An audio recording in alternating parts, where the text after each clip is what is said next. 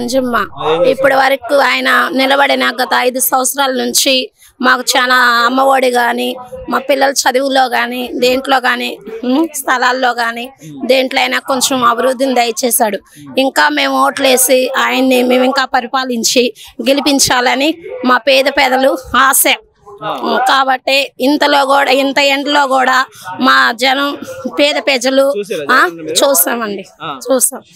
మేము ఇంకా ఘనంగా ఇంకా ముందుగా గెలిపించాలని ఆశతో మీటింగ్ కి రావాల్సిందిగా.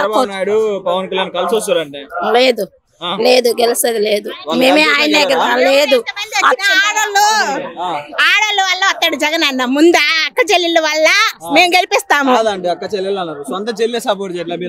వాళ్ళందరితో మాకు అవసరం లేదు, మేము ఉన్నాము.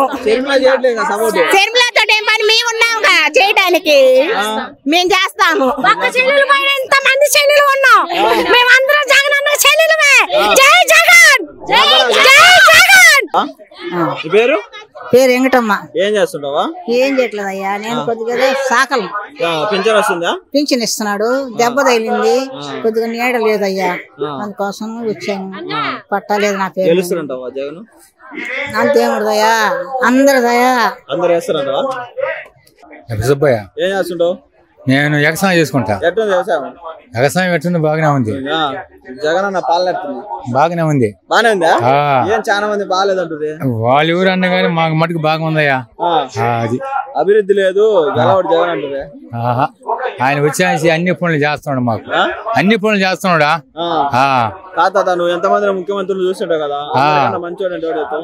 అయ్యా నా వరకేమో నాకేమో మంచివాడు పాము, నాకు అన్ని చేస్తున్నాడు, చూస్తున్నాడు. ఎందుకు మనం కాదనాలా? ముసలిళ్ళంతా ఓట్లు వేస్తారావా?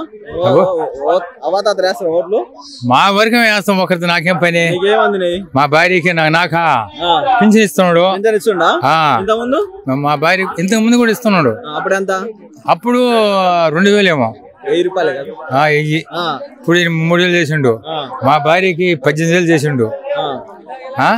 ఇస్తున్నాడయ్యా.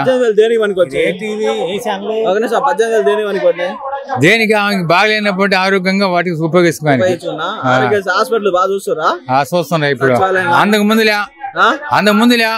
చూసేది ఏమి లే, ఆడికి పోయినా కూడా గమ్ముకు వచ్చేది మేము ఏడుచుకుంటా. ఇప్పుడు చూస్తుండ్రు. ఇప్పుడు కూడా గవర్నమెంట్ హాస్పిటల్ డెవలప్ చేయలేనా, బయట చేస్తున్నాడు డెవలప్ హాస్పిటల్, పిల్లకాయలు బడి, ఈ రెండు ఆగిపోయి అన్ని చేస్తున్నాడు. హై స్కూల్ మందు గవర్నమెంట్ హాస్పిటల్ చేస్తే మాకు డబ్బులు మిగిలిపోతుంది కదయ్యా. అవి ప్రైవేట్ హాస్పిటల్ పోతే వాడు లక్షలు అడుగుతున్నాడు. దేవుడు గెలిస్తే మేలు అనుకుంటాయ్యా.